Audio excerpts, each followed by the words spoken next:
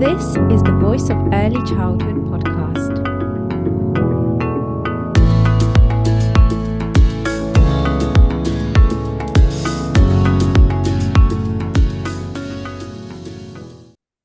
Hey everyone, a quick message from me, the founder of the Voice of Early Childhood. I wanted to thank you all for listening and tuning into the podcast. We're always ensuring we provide valuable content for our listeners and viewers as we share diverse voices from across the early childhood community. And we're always encouraging you all to share your voice too. So if you have a specific topic in mind or a guest you'd like to hear from, let us know. Just fill in the contact us form via the link in this episode description.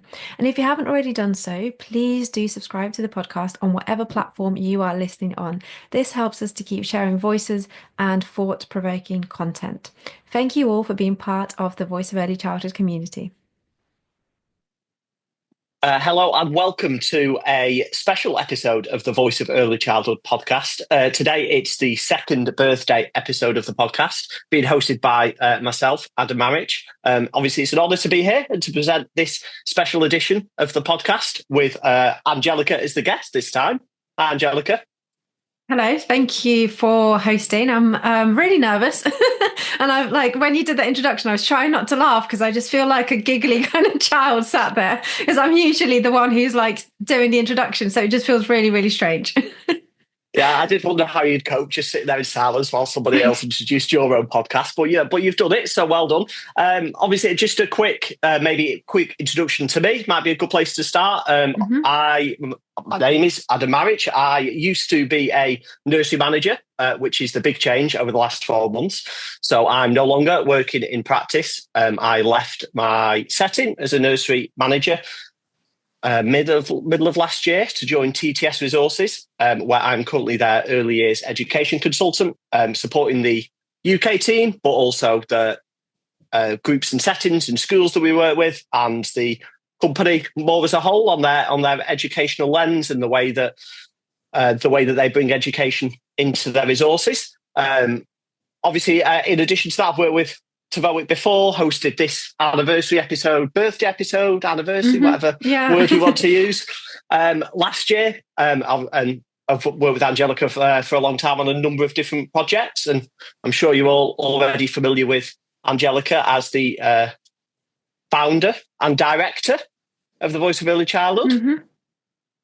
So today we wanted to have a little reflection on the journey of the Voice of Early Childhood podcast and some reflection for Angelica herself on how setting up that podcast looked and potentially the positionality and the power that comes with hosting, but also curating, deciding the guests, the topics, all that background stuff that people don't necessarily see that goes into the podcast.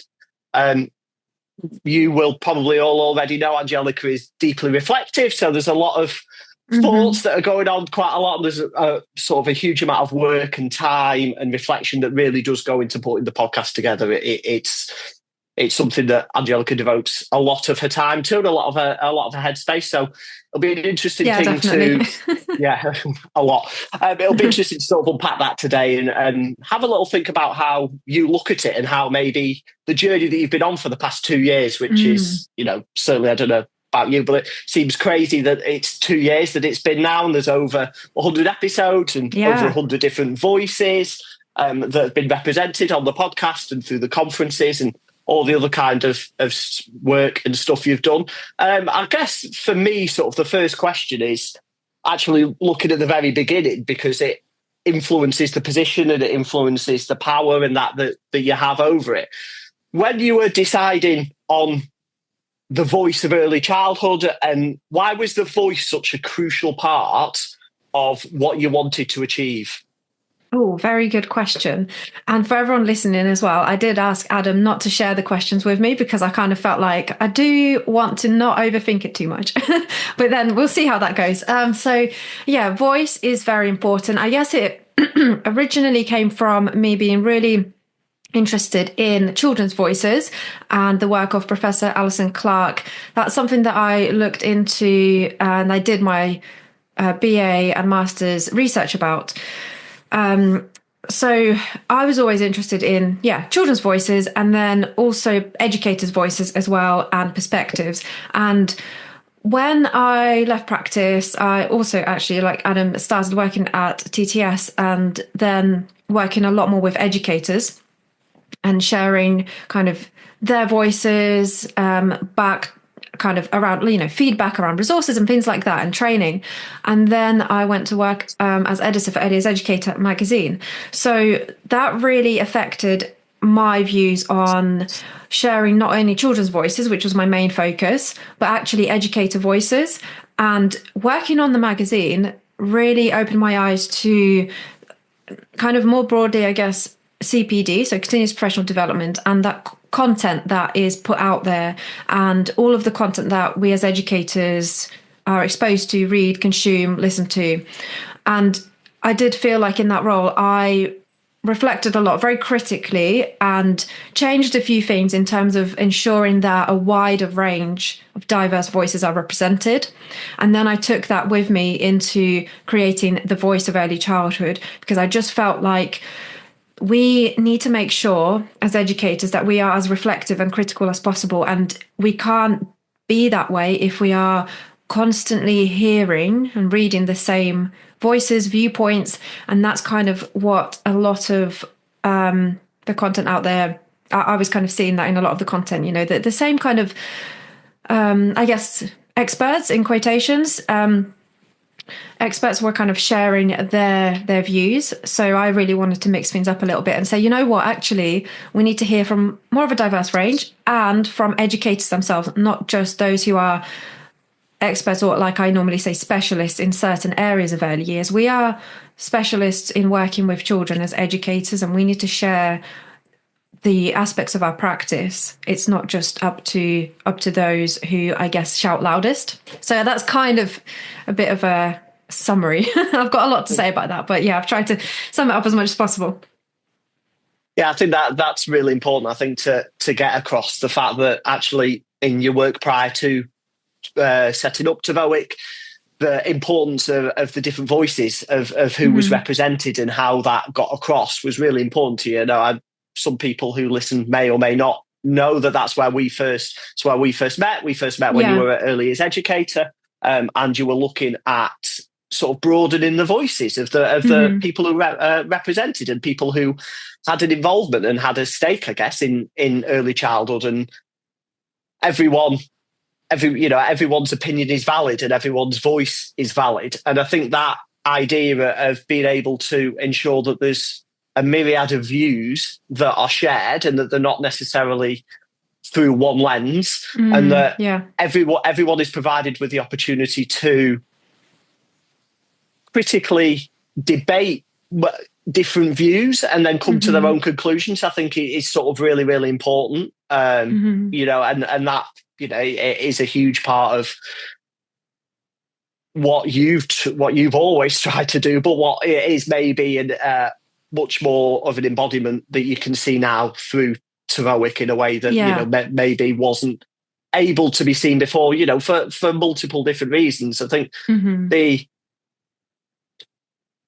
the voices themselves and how you select those voices, I guess, and how you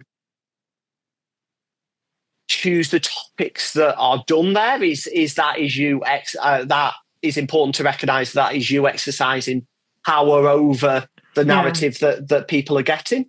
Would you say? Yeah, definitely. This is something that I've only reflected on more so in the last year and maybe in the last month a little bit more deeply. So the fact that everything that is put out on the Voice of Early Childhood, articles, podcast, conference as well, it's all my choice, just me as an individual coming from my own early childhood experiences or like experience in working in the early childhood sector, and probably my own early childhood experiences actually as well, from my own like views, preferences, opinions, my own reading and research, my own insight. So that's kind of made me think, you know what, that is like I try and be as representative as possible, represent as many voices as possible for sure on topics. And I listen to the sector's voices. I try and make sure that I'm always seeking to hear the voices of anyone working in early childhood.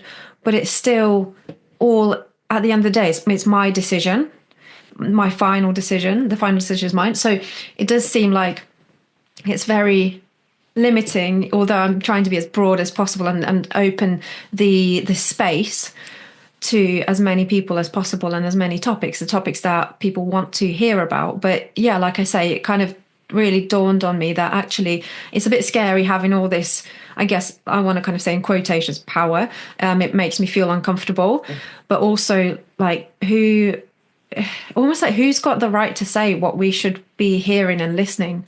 And, you know, if it's, yes, this is my platform that I created, but who, like, I don't know, I just feel like it's such a complex topic, you know, putting out content.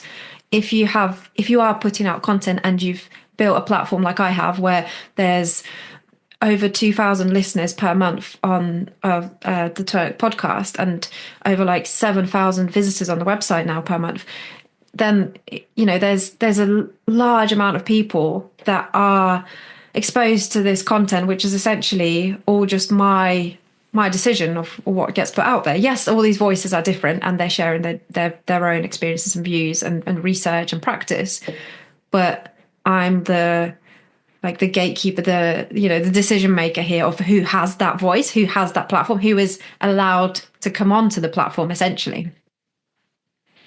Yeah, very Elon Musk on X in the way that, you know, that you do some things with the algorithm to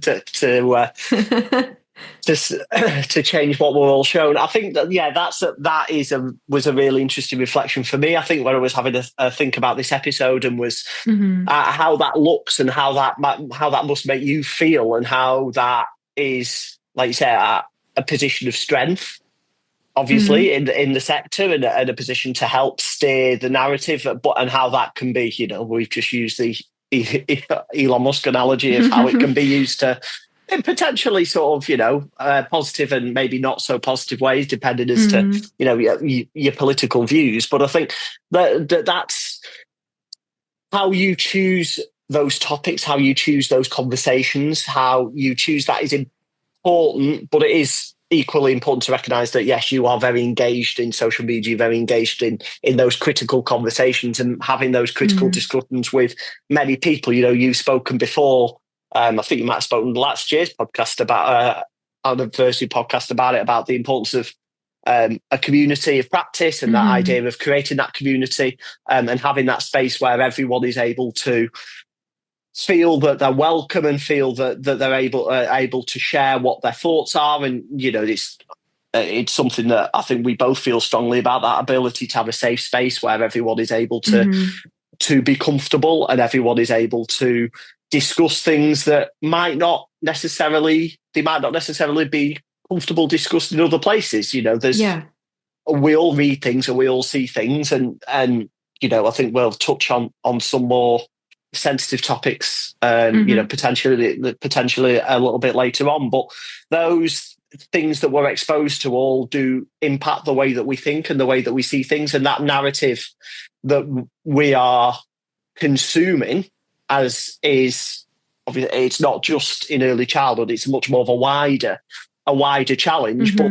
it does still influence that. You know, I think I go back to how many times I've, you know, had people tell me they don't understand politics, they don't, you know, get politics, they don't engage in that, but not necessarily correlate to, well, we actually work in a sector that is deeply political, and we work in a sector that is polarized in such a way. And, you know, it might not necessarily be polarized in such a way that it gets media coverage all the time. But, you know, I was having conversations earlier on about whether play's learning, and, you know, is play not learning? And that is a polarizing conversation that we have in the sector, and how, and the stance that we take on that as individuals, and the stance that we share publicly. You know, you've spoken many before about that level of bringing the community together and does this and making sure that the sector's together.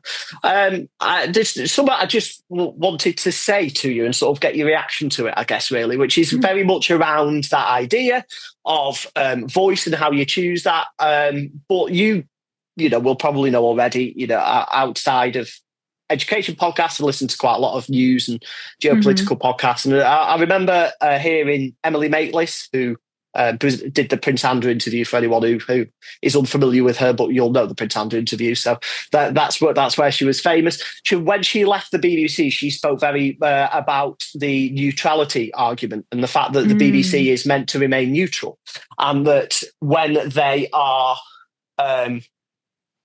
conveying a story, they're meant to give both sides of that story equal platform, even if both sides of the argument don't necessarily have equal weight, in the sense of, one is more popular, the other one's very much on the fringe or minority. If they've got a story, and there's, a sort of publicly held belief, but then there is a fringe opinion, maybe a left or right wing opinion, they are meant to include both of that in order to remain impartial, but actually considering, is that impartiality really, or is that impartiality by you forcing it on somebody?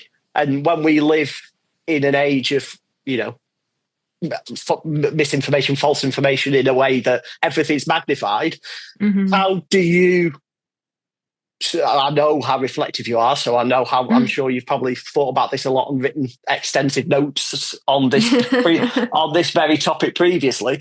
But how do you feel about that neutrality argument, and about the fact that if you're sharing an opinion on one way of practice or one early childhood, that's not necessarily a theory, so there's not necessarily science and research behind it, or there is, but there's also opposing science and academic research behind it. How do you balance that? Wow, this is a really difficult question. I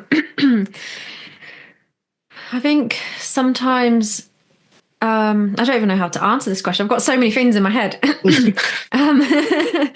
I think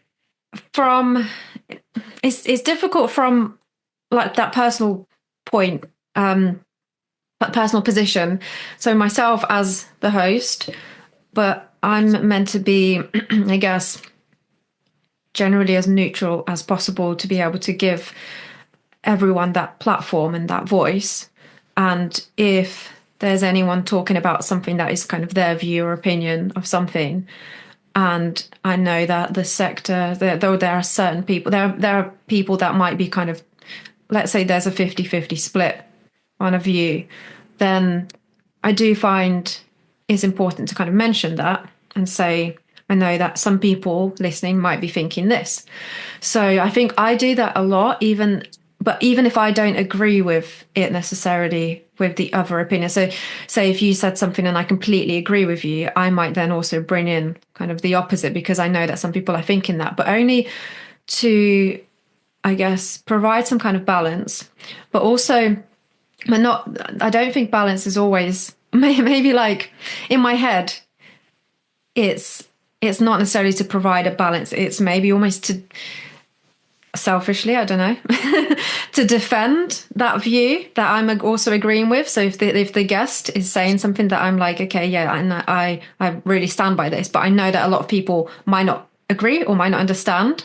And I feel like sometimes it's important as the host to bring in that alternative view, kind of play devil's advocate, to then allow the guest to probably defend their opinion a little bit more, to explain it a bit more, and to demonstrate to the sector that it's okay to have different views, to have different opinions, and that it's okay to disagree and to pose challenging questions.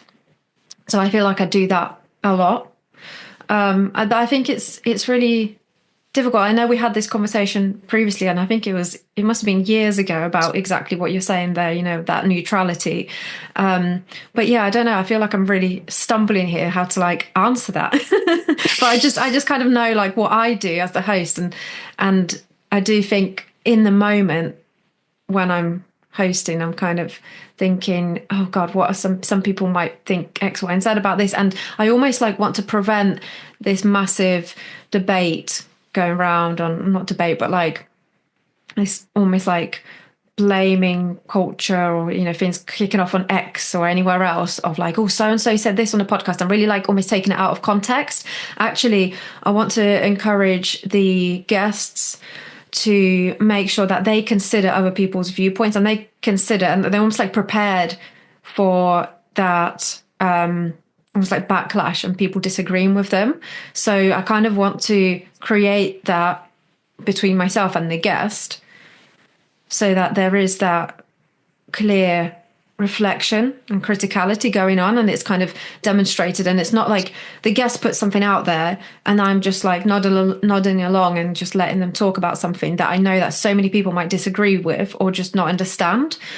So I think that's why I do that sometimes, to kind of that bring in that neutrality. But I definitely see what you're saying. Like sometimes it's not right to just be like, actually, and the other side is this, because I also have my own opinions, and I'm always kind of like thinking, like, how much should I share as well? It is the same kind of conversation of like, power, and do I need to be as neutral as possible? But then the platform is my platform. It's not like it's, a government platform or another organization. So yeah, I think it's a really difficult one. Sorry, I've rambled on. You can tell that this is not planned, and I'm just kind of reflecting as I go along. No, I think what you said is really important. And I think that for me is the heart of it, really. It's that making sure that it's that balance between you, as you alluded to, between you making sure that you provide both sides in a way where there is two sides, but also the fact that actually it is, you have spoken about advocacy before, you have spoken about, activism before, you've had those kind of conversations at your conference before, you've facilitated those discussions both in a public space and also on the podcast as well. So, I think for me, the big challenge is in an age of alternative facts, and in an age of where if it isn't, even people question whether things are scientifically proven, it's how hard is it to have it might be early childhood, but it is still a media platform. It is still that kind of organisation to have that and make sure that you are not necessarily alienating anybody. And I think that is the other really important point here for me, is that the groups of voices that are heard, and I know it's something that I'm sure you'll share as well, and those that maybe aren't heard, and how you deal with that. And I think when everyone who knows you understands that the passion for you comes from everyone has that right to be heard. Everyone has that. Everyone has a specialism or an expert in nothing. We can have the conversation as to specialist, expert terminology and that, but no one is an expert in everything, and that actually you need to draw on the opinions and the experiences and the research of others to help solidify one particular way of being. I guess the question is, like, do you feel that over the 2 years so far that has worked, and that you have been able to provide the right type of voices the opportunity to speak and to be heard and to share their practice? Or are there potential, when you look back, I'm not sure whether, I know your love of spreadsheets, so I don't know whether you've got a spreadsheet somewhere of every guest and that's been on and what topics they've done, but is there any particular group or part of you that looks at that or thinks about this journey when you've been thinking about it, especially like you said over the last month or so as the 2 years have come up, where you think, I wish we'd heard more from that group or from that group, or I wish we'd heard more of that opinion or another opinion? Yeah. Thank you for asking that, although it is a really challenging question again. I think what I reflect on the most and kind of question and struggle with the most is whether I'm giving enough value to the sector. and whether the topics are, in a way, broad enough to meet everybody's needs. And I know I'll never be able to do that. And I know that, I can't cover every single topic. I can't invite every single person on the podcast to make sure that everybody gets a voice. That's just not possible. It's a real kind of tightrope for me to walk. So I kind of reflect a lot on high quality CPD. That's something that I've always kind of wanted to do research about, and what is high quality CPD. So that's kind of the main reflection I always have. What does an early years educator need to learn, need to hear? And a lot of the things I do reflect on are very much around I guess how do I even phrase this? The levels of conversations in terms of, are they pitched at graduates and leaders and managers, researchers, academics? Are they pitched at apprentices and those who are coming into the sector who are new? So I do find that, again, going back to everything is my decision, I do find that reflecting back and looking at the episode topics and guests and the conversations that we have, some of the topics have been very almost like philosophical, or a lot more kind of deeper level academic, and that definitely is influenced by me and the things that that I want to listen to, and that I think we need to listen to, and the people that I engage with as well. I guess I try to make sure that I engage with a wide range of people, and obviously then have hear different views and opinions and listen to a wide range of voices, yes, but there's still kind of a circle of people that I engage with, or types of people who are mainly academics, I guess, or leaders in the sector. Although I do teach undergraduates and now complete kind of beginners to early years, like who are just stepping into apprenticeships. So that made me reflect even more on the level that I'm kind of pitching at. And that's the really difficult thing of thinking, how do I make sure that the voice of early childhood provides value for everybody? And like I said, I can't make everyone happy. So yeah, that's definitely like the hardest hardest thing to balance, really. And I guess part of your question was around like giving whether I kind of have succeeded in, I don't know, what else did you ask? I was going to talk about giving everyone a voice as well, but I feel like we've kind of touched on that, but not enough. Yeah, it was absolutely about, obviously, that, like you've said, who you're trying to pitch it to, and whether or not you feel that there are any, maybe particular groups of people, stakeholders within the sector who so far haven't necessarily been represented as much as you'd hope. For whatever reason, it might not necessarily be because of your choices. Yeah, and I definitely feel like it's maybe those educators who are newer to early years, or who are potentially kind of level 2, level 3, and are not leaders or managers or graduates and researchers. Maybe they don't see themselves being as represented by the podcast. And I also think and that's something that I kind of want to work on and kind of figure out, how do I make sure that they feel comfortable to have a voice, to share their voice, because everyone can add something, and I think everyone can learn something from everyone. It doesn't have to be that you're an academic, basically. So I really believe in that. And I was kind of really worrying about this in the last few weeks. And I did speak to Jenny Wiedner, who's just recently been on the podcast talking about accidental leadership. And I kind of posed some of these questions to her in saying, I'm planning this episode. And she really made me reflect a lot on the fact that not everyone wants to share their voice. And not everyone's comfortable to do that. And also and then I straight away, I was like, oh my God, do I make some people feel uncomfortable, and things like that? Because I've been on podcast episodes before and I felt really nervous, but a lot of that has been because of my own anxiety.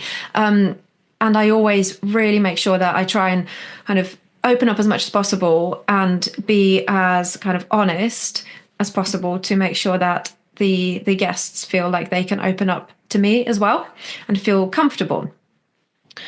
So kind of straight away I was like, oh wow, like maybe there's something that I'm not doing and I can do better. But actually she also reminded me of the fact that they're okay with that. They're okay with not sharing their voice or going onto a platform to share their voice. And actually in giving the platform to all these people, so say in the last 2 years it's been over 100 voices, it's and I kind of reflect on the fact that, let's say 1 year, 52 weeks, so 52 voices. That's actually not that many if we think about it. Like, it's a lot, an episode every week.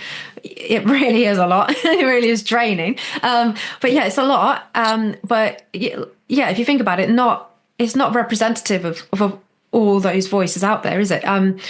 So I mean, just thinking of it in a way of the fact that I'm giving a voice to someone that can actually represent so many other voices. And that's how I've started to think about it.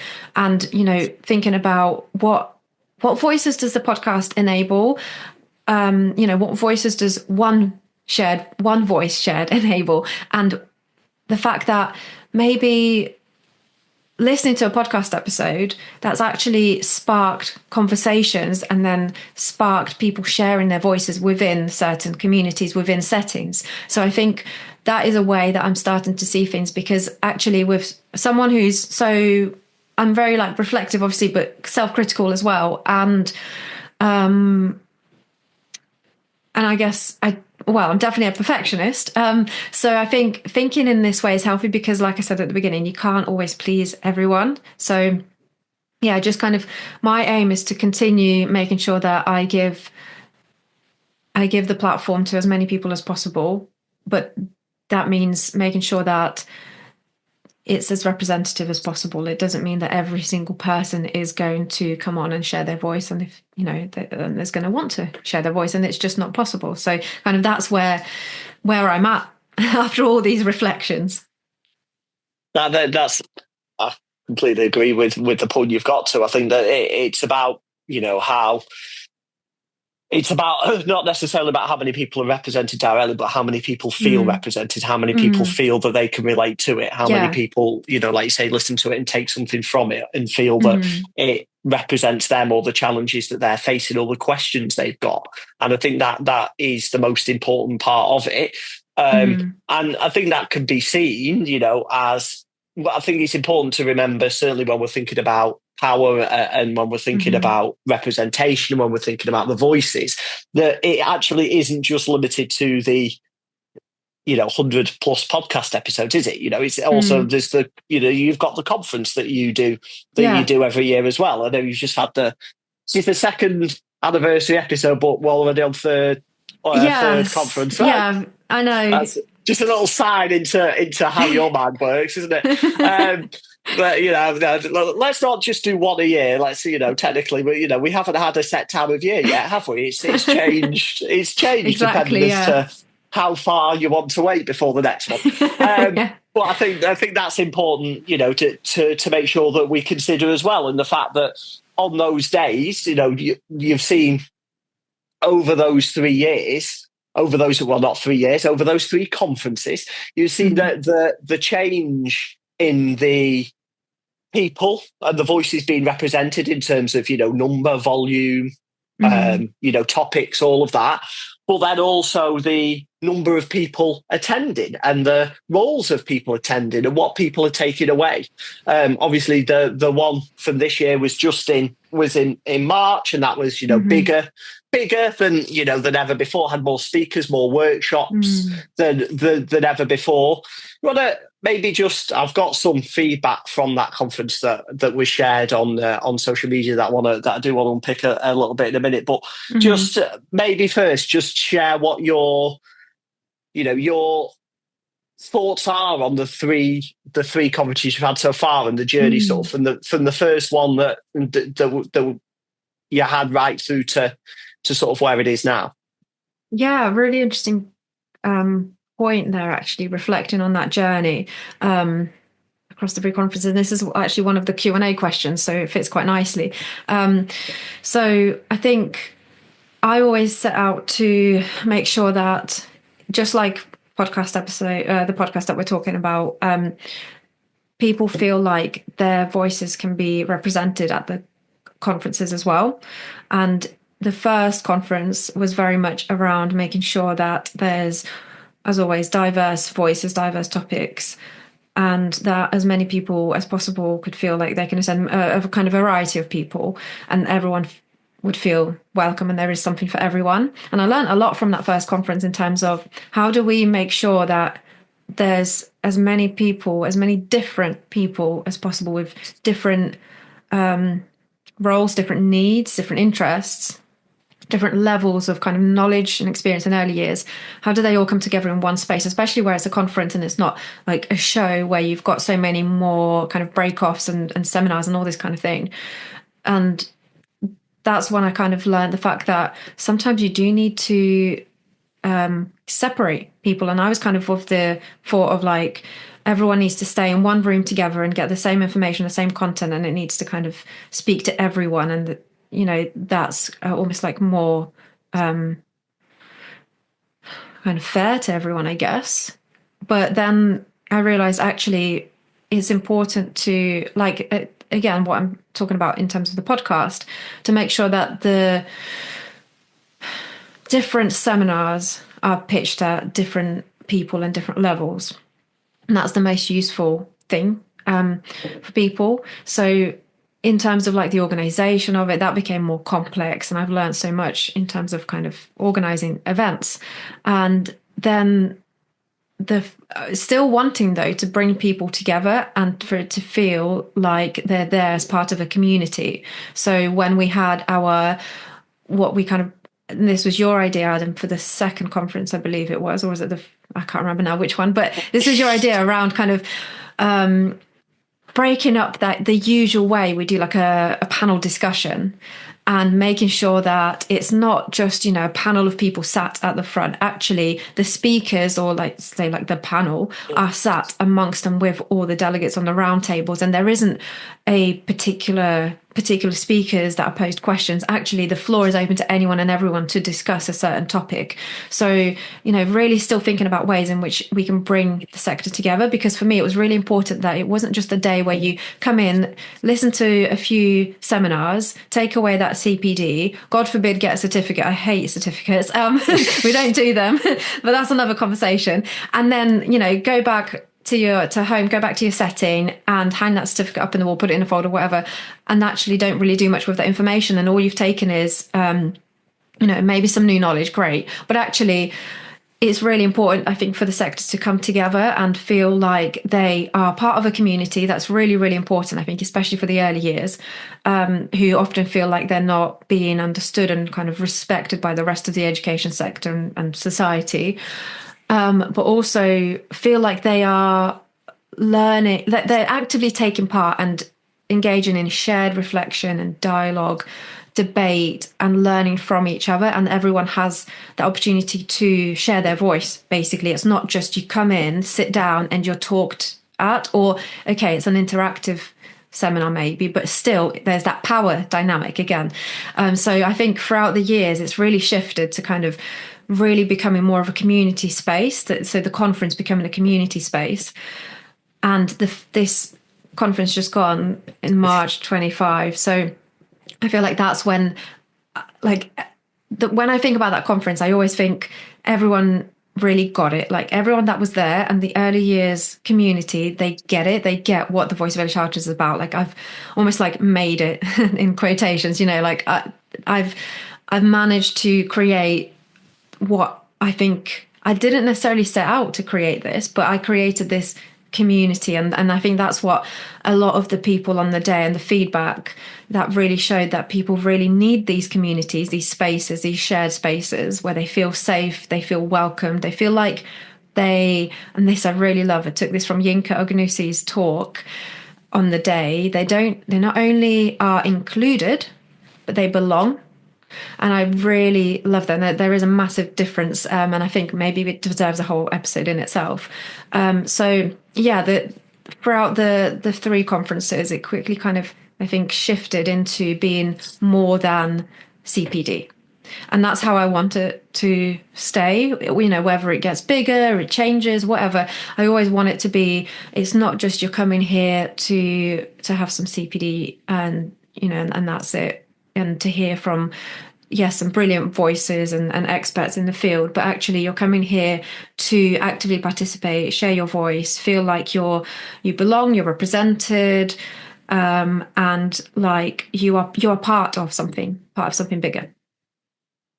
Yeah, that idea of belonging that you mentioned is something that I took out of some of the feedback that you know that I was looking through on based upon the conference. So I've anonymized it because obviously, you know, some of the feedback we shared on social media, but you know, we didn't necessarily cite it to be used for today. But one of the things was exactly where somebody said about how they feel like they belonged today as part of the community, and like you said, I think that's a really powerful thing. I think where we, you know, it's something we've spoken about before when it relates to the children, about that idea of, you know, a big vision of mine when I was in setting was that idea. I wanted a culture of belonging. I wanted children to feel like that they belong there, not just because for me, inclusion and belonging are two, you know, completely different things. They're not, you know, they're not the same thing. You know, you can include someone. I think that we've had this analogy before where I remember at school children were included, but they didn't feel like they belonged there. They were just, you know, they were in the room.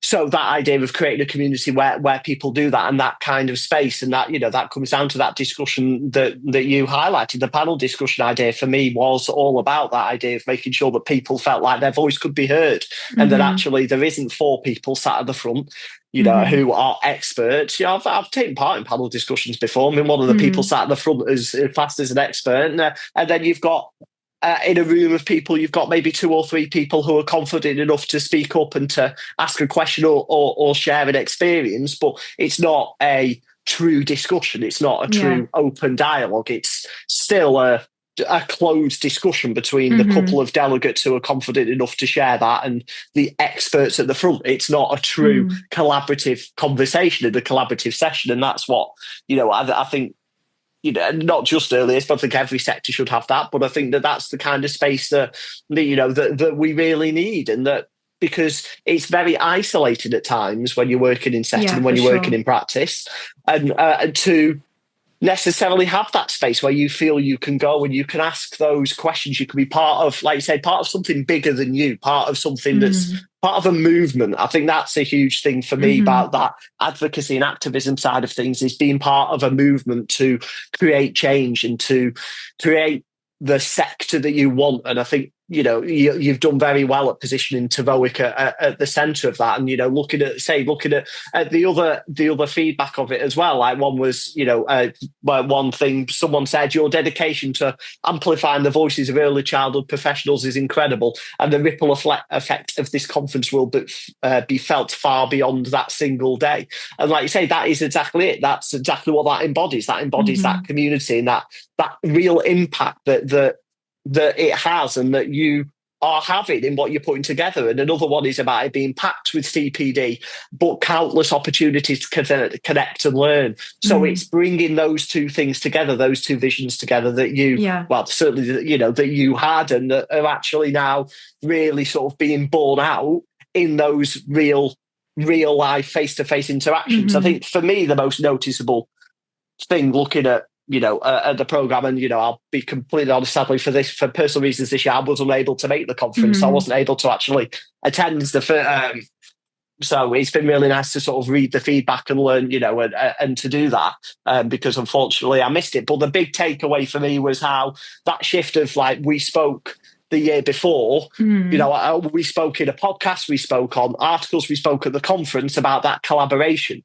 and that idea of the fact that actually it goes back to what I said before about the divisive nature of life, that actually the only way to do this is to have a collaborative community. And actually this year you've achieved that collaborative community, because not only did you have educators who felt like they belong, but you also, you know, managed to get senior members of Ofsted there to speak and to be accessible. And, you know, somebody actually may, you know, thank them on LinkedIn for not only attending, but actively participated by presenting and then listening to others' presentations as well as exhibiting. And I think, you know, obviously, I attended an event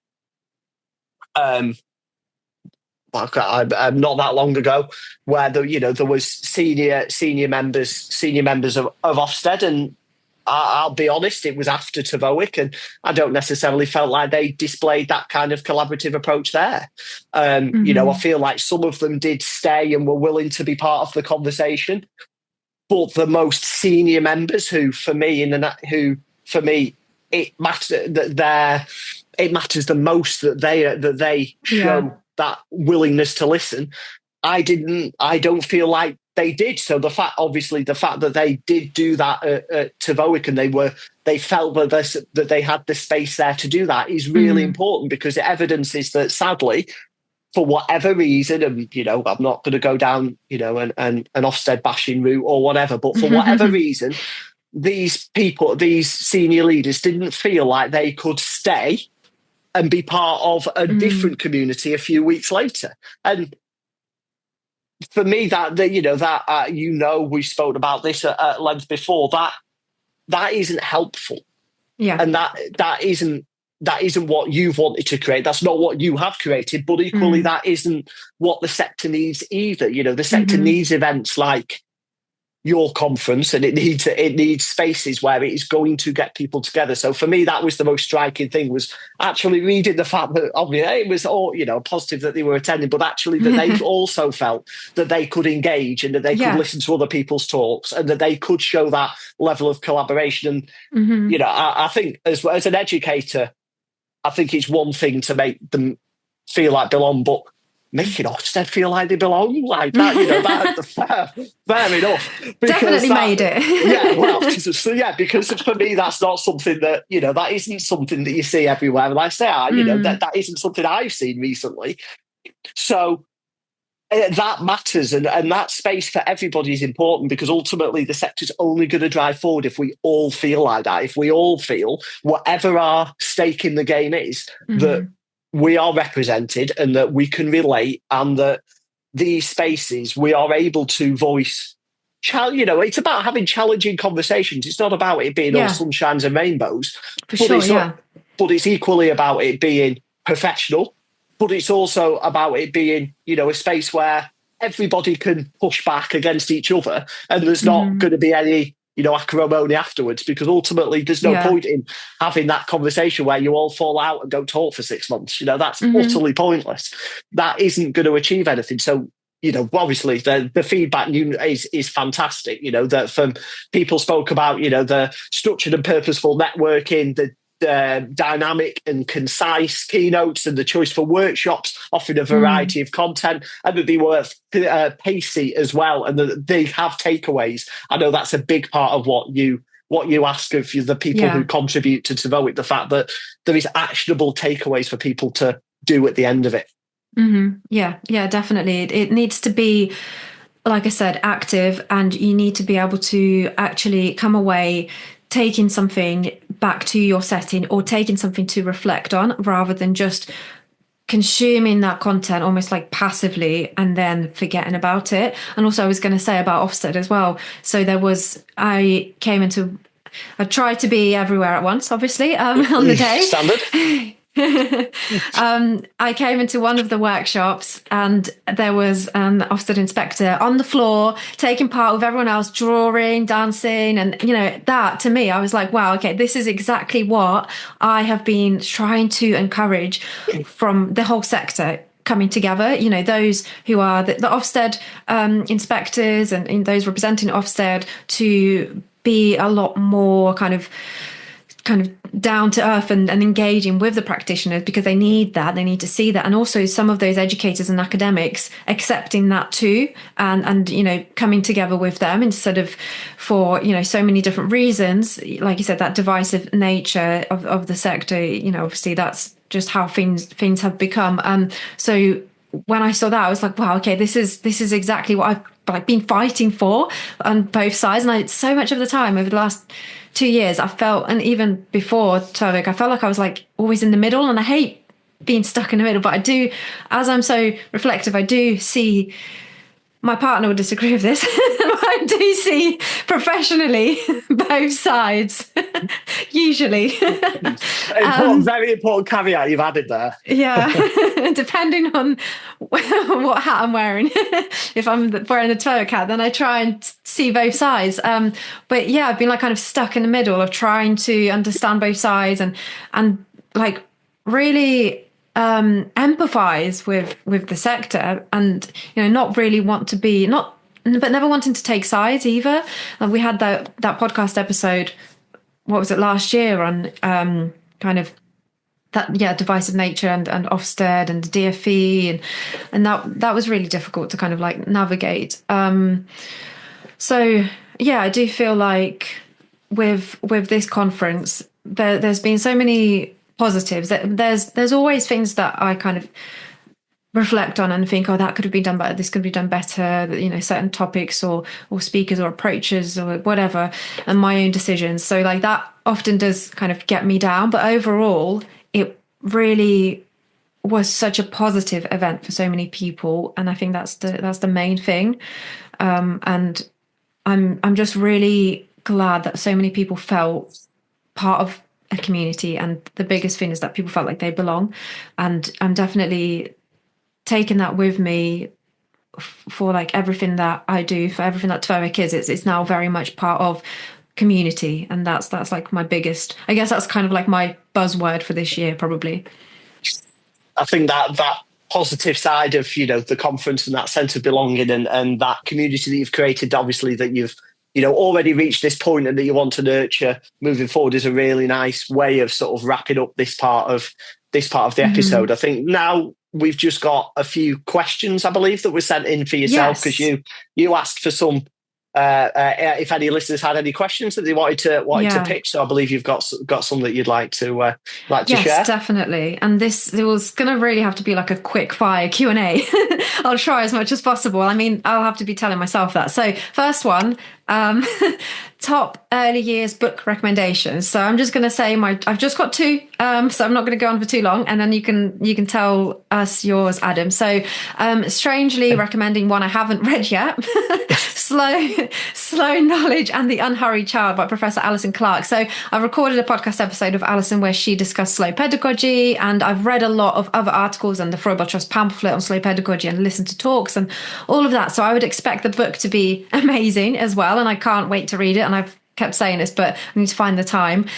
So yeah, do check out, everyone who's listening and watching, check out our episode on slow pedagogy on our website, where you can also download that pamphlet, and then there's the link to buy the book. And then another one I would recommend that I have read is A Very Unusual Journey into Play by Ben Kingston Hughes. I think it really provokes your thinking, and it's a really pleasant read, to be honest. It makes some of those more complex neuroscience kind of concepts a lot more digestible and accessible and like applicable to everyday work with children. And again, we have an episode with Ben where you can find the link to the book as well. He's also published another book recently, which I haven't read, so can't comment on that one. But yeah, those are my two. What about you, Adam? I think Ben always brings the joy, doesn't he? That's always, you can always rely on Ben to do that. I think for me, a big one, which I forgive me, I haven't got it in front of me. It's on my bookshelf somewhere. I'm trying to scan, see if I can see it. But it's a moving child is a learning child. And that, the importance of about active listening, and about the fact that actually children don't need to be sat still with their legs crossed, arms folded, or all of that malarkey. Yeah, I love that. In order to be able to listen, and about the importance of, the core strength and all the different types of movement that we don't necessarily think about. I think when we think about physical play, we very much just think about fine motor and gross motor, but we don't think about everything in between in terms of balance and all the importance of that. So for me, that's really important, not just for early years, early childhood, but moving forward. I'll be completely honest, it's an active conversation I'm having with actually my daughter's school at the moment, amongst others, about that importance of they don't need to be sat down on chairs to listen. They don't need to be looking at the board to listen. Yeah.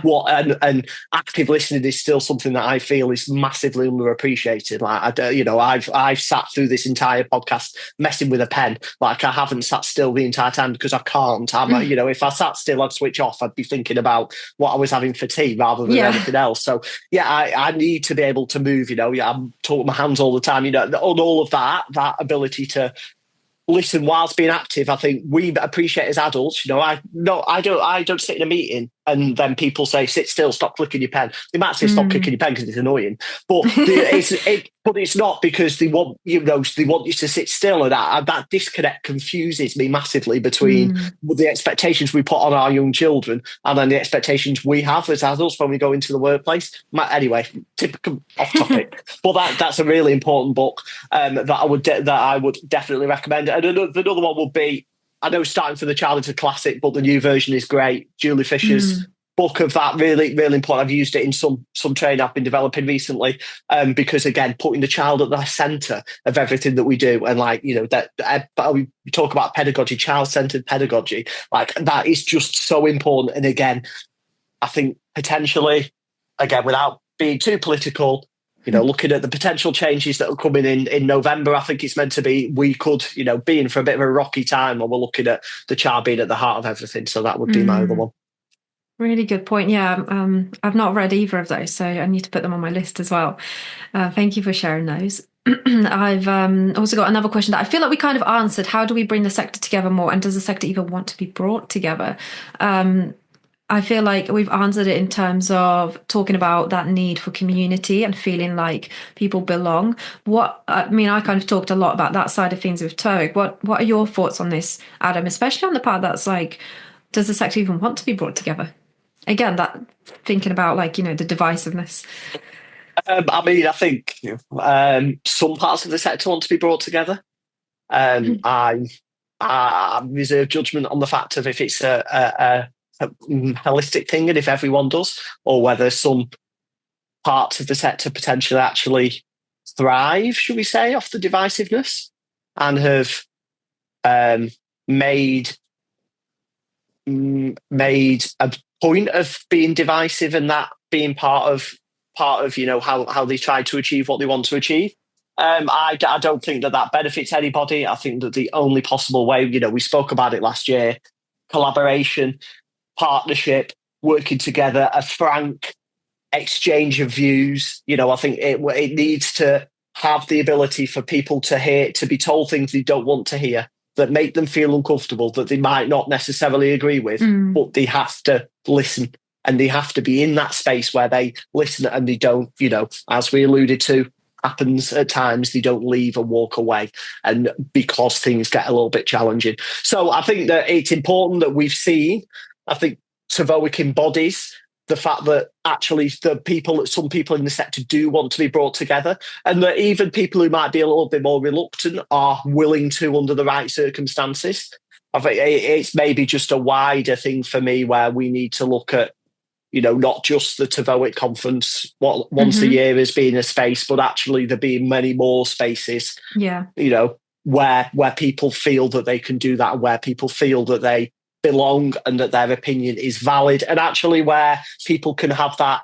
As much as I do, I love a good critical debate, love a good fight, Of love course. that. Yeah, like I'm here for that, and I think it's important that we all recognise that the only way that ultimately we should all be here for the children, and that I can't stress that enough. That is what we all should be here for. We can talk about families, we can talk about, educators, we can talk about Ofsted, we can talk about results, but ultimately this is all about doing the best for the children in their most formative years of their life. Everything else is a byproduct of that. That has to be at the heart of everything that we do. And if it's not, then for me, it just isn't going to work. Mm. I think my biggest takeaway from what you just said is the way we bring the sector together is by centering the child.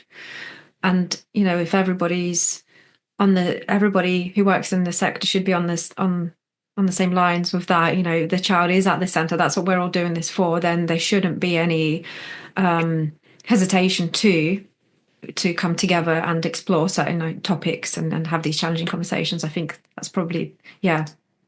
Yeah, you've made me think a lot now. But anyway, we don't have time to unpick this even further. Maybe an episode in itself. And then I think maybe final question. I think we might have to take the other Q&As. Well, there's only kind of two more anyway.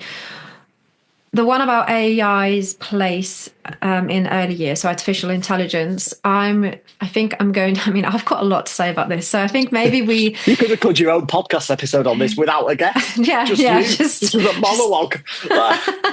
I've got a lot of notes on this. So I think just me even reading out some of those notes is going to take a long time. So I do think that we need a whole episode on this anyway, because it is a huge topic. It is very debatable. You know, there's a lot to unpick. We have had an episode on this a year or two ago, I believe, which I feel like now we'd have slightly different conversations. So we'll look into that in the next few weeks. I think the one that I would like to finish off on, one of the questions from our community, but then this ties in brilliantly to safeguarding, and I'll kind of leave that second part up to you, Adam, but actually specifically safeguarding in early years.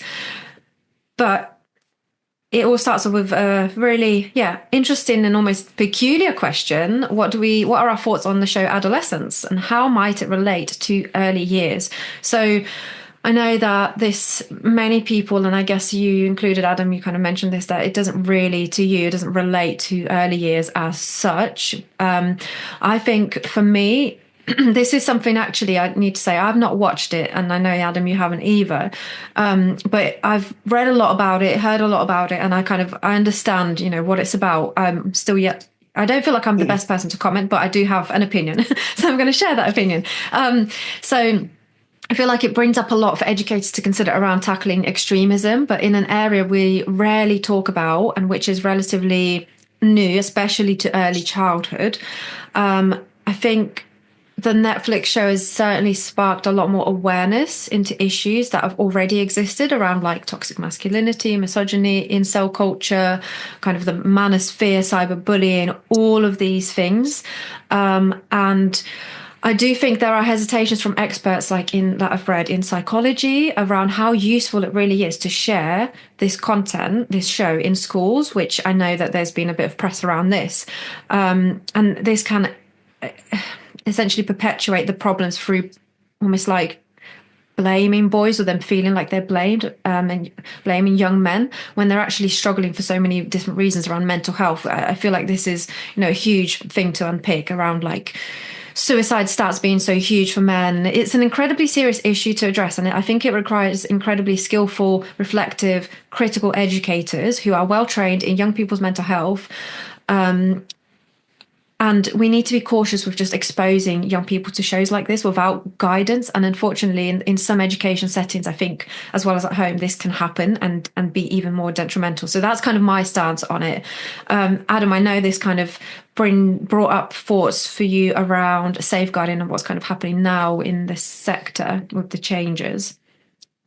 Yeah, I think it's important just to chip in on adolescence as well, in the sense of I agree with you. I think that, it's a very challenging subject, and I think that it's far beyond early childhood as such, and the exposure to that world of misogyny and the manosphere related to people who, we won't necessarily name, but those kind of influences, I think, isn't necessarily something that would reach early childhood children, but is something that may reach their families. But if they're being exposed to that in school, then there's a much bigger piece on social media regulation, on what actually children are able to access, and actually what, not just children, what anybody is able to access on social media. It comes back to the neutrality argument we had before as to whether or not there is the right for people to have two sides and two opinions, and whether or not those opinions that might be on the fringe of something. So obviously, the sort of the far right opinions of these certain influencers, whether or not they do have a space in social media, and whether the platform that they have been given is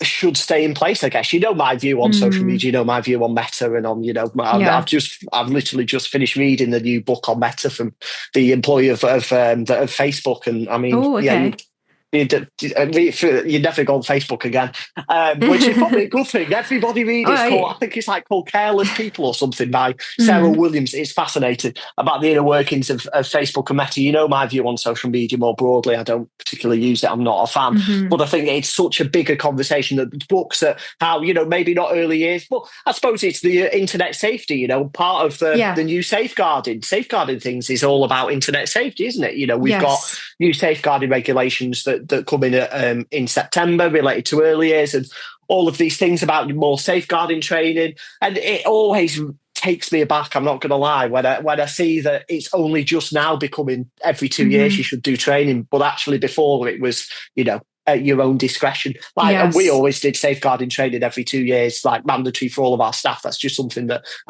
we always did when we were in setting. But the fact that it's actually only now becoming mandatory, the fact that Mm. training must be completed before you have unsupervised access to the children. I mean, obviously, it's all things where I'm reading it, and some of them I didn't even realise weren't actually Yeah. already Me too. regulations. Yeah. And I felt like, oh my God, I'm really not up to scratch with what goes on Yeah, in settings. And I was just thinking, but I remember when I was recruiting staff for settings, this must have been in 2013. And or yeah, or a bit later than that. And like there was all I was kind of looking at safer recruitment and went on training and reference checks and all of this kind of stuff. And I guess it really does depend so much on the manager, the owner, the setting. And it's crazy that these regulations aren't in place. It's yeah, and detrimental. for me, it was always just like what we did. It was always, like the Mm. staff weren't allowed unsupervised access to the children until all the checks came back and all that kind of stuff. All of that Mm. stuff was just so basic for me. I just obviously completely naively just assumed it was. It was in our policies. We wrote it in our policies. So Yeah. therefore, it was just standard practice. It wasn't something Yeah. where I ever thought, oh, well, just let me go and check whether the framework says that. Because to me, it just makes sense. Like Yeah. it's just common sense that these things are in place. I think that the heightened thing about obviously whilst people, have asked about adolescence, I think that potentially, if the questions had come yesterday, I think we know the questions would quite probably have been much more around the Panorama investigation Yes. into the death of the little girl at the nursery in Stockport, and some of the other things that maybe that were shown in there. And I think for me, it's really, really, really challenging because obviously all of the incidents are horrific and they are truly awful. But I think it's important that we recognise that it is a small sample of what is a huge picture. And I like the conversation I've been having this week, it's really important that we remember as a sector, and I've seen people say it's important that we don't do anything rash as a sector, we don't jump to any conclusions as a sector. I know Early Years Alliance have said that obviously settings take safeguarding very seriously, but I think it's really important that when we're feeling so under pressure as a sector, when you've got people are working in practice. I've still got many friends who work in practice, and I know that they're feeling under immense pressure this week because of the narrative Yes. of that investigation. That it's really important that we remember it isn't everybody. It isn't everybody. I remember starting out in the sector where, like 14, 15 years ago, and the main issue I found was that I was a man and people didn't like it. Mm-hmm. Again, yes, that happens, but it's a small portion of a sample size. And it's really important for me that we don't get lost in this and we think that and it comes actually to the neutrality argument. And I was talking to somebody and something that they said to me really resonated. And it's actually that is propaganda that's been created by the BBC that Mm-hmm. actually blows something that is a small problem into that makes it look like it's a systemic issue across all settings, and whether actually it is the most sensible way it's been broadcast or not. And I think I'm not necessarily advocating for either position because I've Mm-hmm. not actually had time to really think about it in that sense. But I think it's really interesting that it does have shone a light on things that are absolutely awful and that, are abhorrent, and the way that some of these people who were meant to care for children have treated them is, absolutely disgraceful. But I can Hmm. honestly say in my career, I've never seen anybody who has, treated a child in that way. I've never encountered any of my previous teams being alleged to have treated a child that way. So it isn't everybody. And I think it's just Yeah. really important that we remember that. I think it's not a small issue at all, and it is just terrifying. And the fact that it can exist, and in many cases it doesn't, and staff are well trained, etc. But actually, the fact that there is a risk of it happening, and yes, there's a risk of anything happening, I understand. But I guess, we need to make sure we do everything we can to minimize things like this. And they did happen, they have happened, and there are risks. There are serious case reviews. There are so many of these examples. And it's not good enough for it to even happen once, let alone, all of these cases. So I guess that I'm kind of more on the other side to you of like the almost, I guess, potentially the panic side of like, this is awful. We need to do everything we can about this. But yeah, you're right. It does definitely portray the sector as a bit like what we're talking about in terms of adolescence, like all boys are portrayed in this way, Mm-hmm. actually, and men. And the same here, or is it even safe to send your child to school, to nursery? So yeah, I think Well, this that was is literally the title, wasn't it? Was, how safe exactly, are our yeah. nurseries? That's literally it. And that, for me, I think that's the challenge, is that, as we spoke about before, and the way that the way that you portray voices and the way that you Hmm. manage that, there's got to be sensible ways to do it. And I absolutely agree, we've got to do everything we can to make sure that this never happens again. But that can only be done by learning the lessons from this. You cite series case reviews, we've both done it. I remember reading Victoria Columbier's series case Yes, review yeah, when I was at uni, and you read series case reviews now, and the same failings are repeated yeah. time and time and time again. We've been saying the same thing for 30 years. And I think that it's really important that we look at the failings, and we make sure that they Mm, don't happen again. But when you are in the sector at the moment, I feel like it's been a very overwhelming week, and the feedback that mm, I'm getting from educators is that they absolutely feel that they just feel like this week, like parent pressure has just yeah, of exploded in a way course. that it hasn't been there before, because everybody is looking at it like that.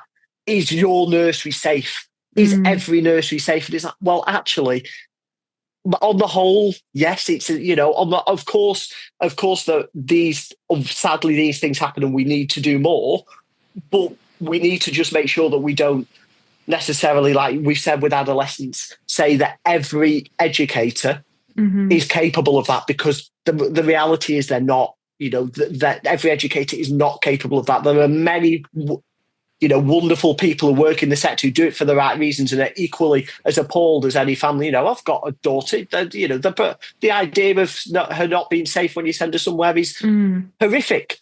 But but we've got to make sure that we work positively, and that it just doesn't become. It's that divisive nature, I mate. For was me, just gonna say, I see yeah. that divisive side of. I just see this is another way that they're going to try it. That it's just going to become, nursery teachers, whatever, aren't good enough. They're a danger, and having been started out in the sector myself, where I was apparently not, by parents say they didn't want me, changing their daughter's nappy because I'm a man. Mm, Like, that for me is completely ludicrous. Like, it isn't a true representation of the sector. It's not a true representation of everybody in it. Yes, it is an issue that we need to solve, but that doesn't mean that it is that everyone should spend their week feeling, like, I won't swear, but feeling truly terrible and feeling ambushed and pressured and all that as a result. mm, And then that for me is my takeaway. And I think, like you say, I think it's the same with adolescence. I think that's the same challenge there. Is and they have said already they're going to show it in schools. Netflix yeah. and the government have agreed it's going to be shown in schools. And is that exposing children who wouldn't even have known this kind of content existed? Is that Mm, introducing them to that kind of content? And like you say, is that potentially making every person, every young man, feel like, are you saying this could be me? In the same way in a mm, nursery, it's like, are you saying this could be me? And, mm. you saying that I'm capable of hurting a child in that way. Yeah, these are things that we need to discuss in more depth, I think, and it's all about opening up those conversations rather than, like you Mm-hmm. say, things like, panoramas like this just being brought out there and then creating that judgment and panic. I think there needs to be things in place that are a lot more critical and thought out, because these are far bigger topics than just, a big kind of drama. Mm-hmm. Yeah, I think we should have an episode all about safeguarding. There's been a lot of feedback around this from kind of different events that I've been to when I've been asking for, what would we like to have as podcast episodes. So that's definitely going to be an episode in itself. Again, we've had one recently around like domestic abuse and safeguarding more specifically, and I think we need to kind of unpick the new safeguarding requirements a little bit more. And then, like I said, AI as well. So just to kind of round off, we've covered our main topic of power in this episode, kind of reflecting on TVOEC and the journey, but we've opened up the floor to the early childhood community. We've obviously, for our Q&A feature, it meant that we've discussed so many more topics and quite a broad range, so some of which we've only touched on. So please do send us, everyone who's listening and watching, do send us your thoughts on what you'd like to hear more of. Are there any topics that we sparked today that you'd like a full podcast episode on? Please share your thoughts by submitting the contact us form. Link is in this episode description. And finally, as it's TVOEC's second birthday, for the rest of April, we encourage you to share on social media platforms your favourite episode. This might even be an episode that made you reflect the most, perhaps challenged your thinking. Please do share it on social media, tagging the Voice of Early Childhood and sharing why you've chosen to spotlight that particular episode. And finally, again, a massive thank you to Adam for not only hosting and taking up all this time and precious time of yours, but also taking the time to reflect and plan this episode with me and engage in this discussion so openly. So thank you very much for that, Adam. No problem. Thank you, obviously, very much for the opportunity and for joining me as a guest today. It was very nice to switch roles. Yeah, definitely.